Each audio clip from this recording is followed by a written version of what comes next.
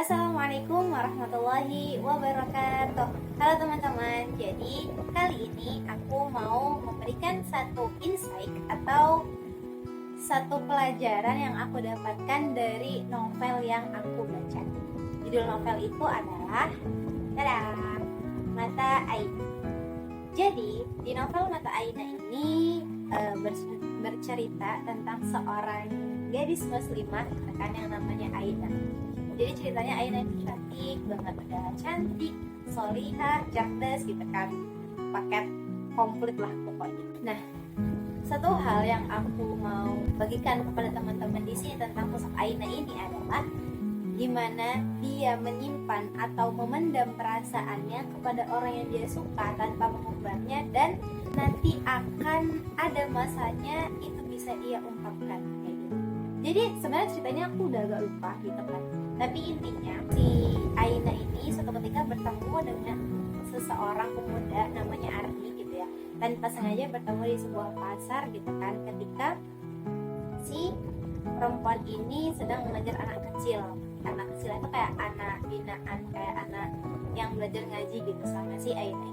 Dari situ kayak muncul perasaan dan rasa suka kayak gitu kan, dimana rasa suka itu sebenarnya wajar teman-teman. Kenapa wajar? Karena itu adalah salah satu potensi yang Allah berikan kepada setiap manusia. Manusia itu Allah berikan namanya gharizatun atau naluri kasih sayang, baik kasih sayang ke orang tua, ke adik, ke teman-teman, ke guru, atau bahkan ke lawan jenis atau pasangan kita nanti. Dan di novel ini tuh aku kayak mendapatkan satu insight bahwa cinta itu akan indah pada masanya.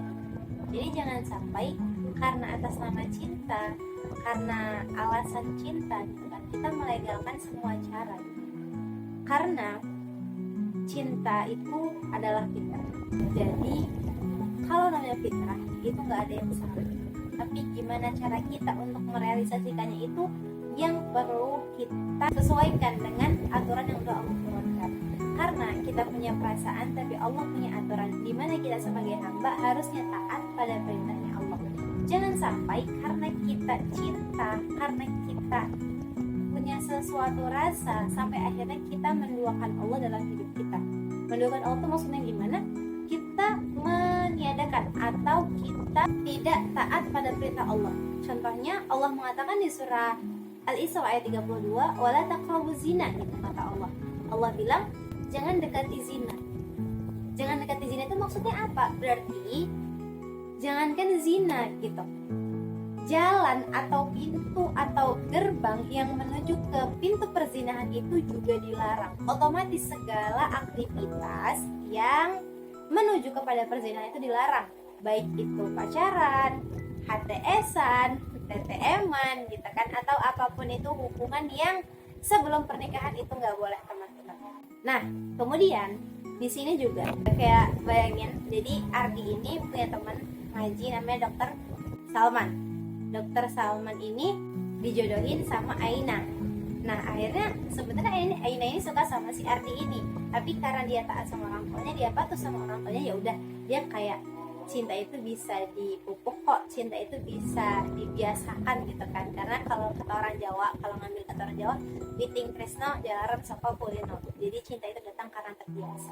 Tapi suatu ketika ada sebuah insiden gitu kan, yang pada akhirnya mereka tuh nggak jadi nikah. Aina kecewa kepada Dr. Salman karena keputusan yang diambil itu tidak melibatkan dia sebagai seorang calon istri, yang dimana dia tuh pengen juga dimengerti, dia ingin juga didengarkan pendapatnya gitu kan. Tapi kenapa Dokter Salman ini ngambil keputusan sendiri tanpa berunding, tanpa berdiskusi dengan dirinya dan orang tuanya. Sampai suatu ketika alhasil karena suatu kejadian gitu kan, akhirnya Aina ini dilamar oleh Ardi, yang dimana Ardi ini sebenarnya kalau dibilang sama Dokter Salman, kalau dari keluarga Dokter Salman itu jauh beda gitu. Kayak orang tuanya Ardi itu orang tua yang tidak terlalu agamis gitu kan, tapi ya baik gitu. Akhirnya setelah itu adalah pernikahan gitu kan, dan ternyata mereka tuh sama-sama suka dan sama-sama merasa sama.